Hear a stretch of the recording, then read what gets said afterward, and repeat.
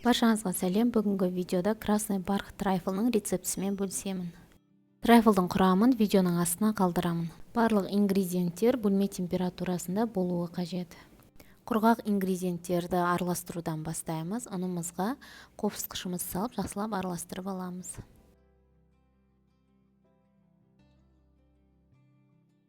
Бөлме температурасындағы айранға ас содасын сала отырып араластырамыз. Шұңғыл ыдысқа 2 жұмыртқамызды шағып, үстіне бірден қантымызды қосып, миксерлейміз.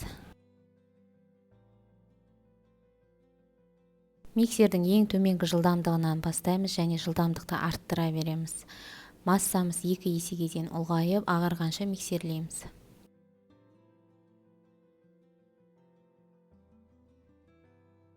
Массамыз ұлғайғаннан кейін айранды және сұйық майды қосып, тағы да миксердің көмегімен араластырамыз. Массамызға ұнды 2 бөле отырып қосамыз және күрекшенің көмегімен араластырамыз.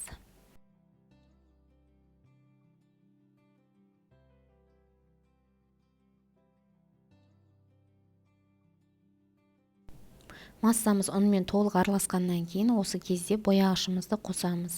Мен бұл жолы какаоны қосқан жоқпын красный бархатқа. Өте қанық қызыл түс шыққанын қаладым.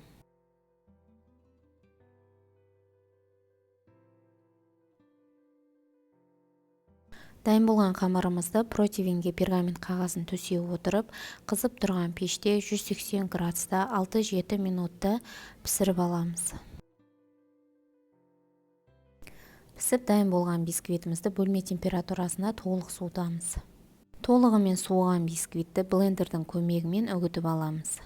Егер блендер болмаса, қолмен үгітсеңіздер де болады.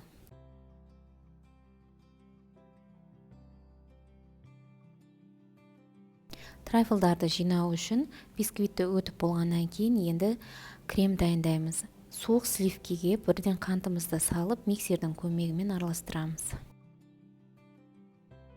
Қантымыз толық ерігеннен кейін енді осы массаның үстіне творожный сырымызды қосамыз.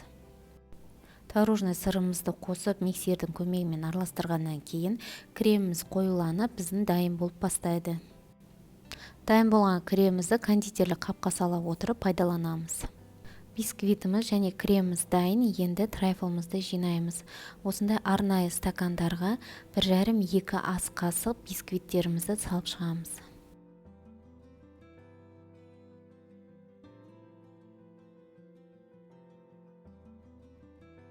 Бір слой бисквитімізді салғаннан кейін үстіне кремімізді құямыз.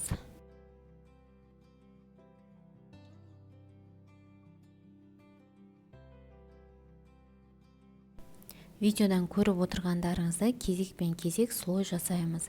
Яғни бисквит, крем, бисквит болып, осылай трайфл жиналады.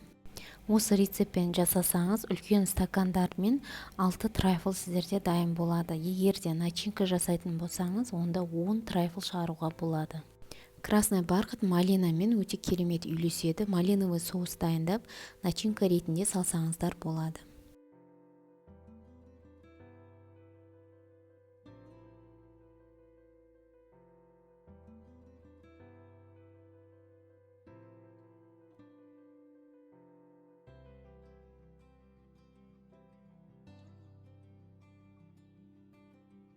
Трайфлды жинағаннан кейін өзіңіздің шығармашылығыңызға ерік бере отырып, әр түрлі ғып безендірсеңіз болады. Дастарханда өте әдемі көрінетін трайфлдардың бірі.